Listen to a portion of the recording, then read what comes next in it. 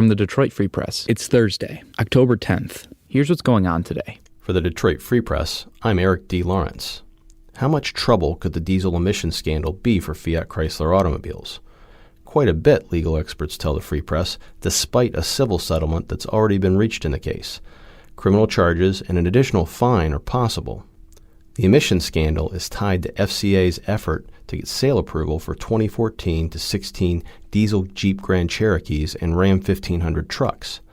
The company says it's been cooperative. But legal experts point to emails shared by an FCA manager, Emmanuel Palma, and others as a troubling sign. Not only do the emails show the group tried to hide what prosecutors say was diesel emissions test cheating, but it shows they knew the EPA had already caught other companies doing the same thing and having to pay $83.4 million because of it. The cheating meant the SUVs and trucks polluted more than they were supposed to when they were not being tested.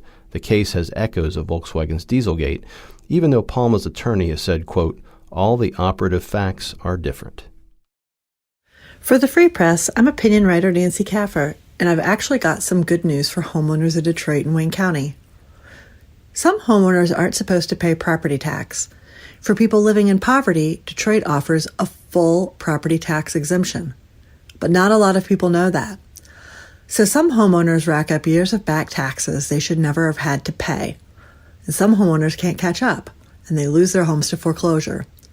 This is a problem. Wednesday, Detroit Mayor Mike Duggan, Wayne County Executive Warren Evans, and Wayne County Treasurer Eric Sabree proposed a solution. A new program that would help homeowners eligible for the poverty exemption wipe out past debt by canceling fees and interest and capping back taxes at 10% of the home's taxable value. Now, the state legislature has to approve the program. But if they do, it will be a real step toward keeping thousands of Detroiters in their homes. I'm Susan Tompor, and I'm a columnist for the Detroit Free Press. The student debt crisis often makes headlines, all in broad terms and big numbers. We know there's more than $1.5 trillion in student loan debt out there. What many people don't know, though, is that African American women have the highest student loan debt of any racial or ethnic group, according to a key study.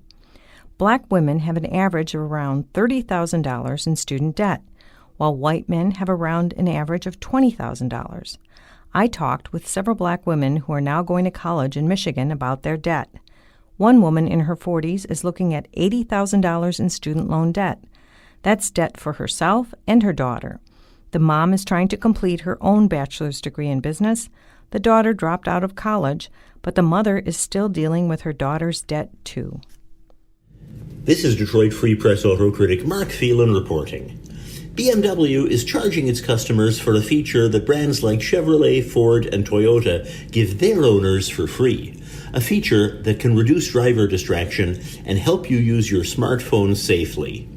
The feature is Apple CarPlay, which is standard on every new iPhone and gets regular free updates to add features and improve its performance. Apple doesn't charge automakers anything for having CarPlay in their vehicles. CarPlay lets you use spoken commands and the vehicle's touchscreen for navigation, text messages, music, and more. BMW says it has to charge $80 a year after the first year or $300 for lifetime service. The money goes to pay for engineering updates BMW may have to make to accommodate future updates to CarPlay. Other brands don't do that, but they could follow suit if BMW's approach nets the company millions of dollars. I'm Chris Hall with the Detroit Free Press. A Metro Detroit County is investigating a recent increase of animal rabies cases. 2 new cases of rabies in skunks were confirmed Wednesday in Southfield and Farmington Hills.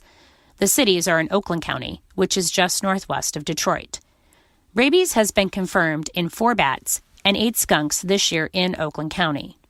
The county health officer said officials are interested in 3 dead skunks removed in Southfield within a mile radius of each other.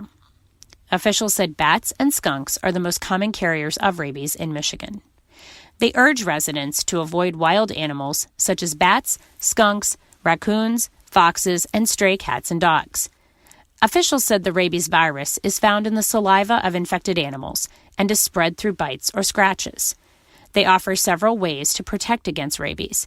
Those include having pets vaccinated, not handling stray, wild, or dead animals, keeping pets indoors, and walking dogs on leashes.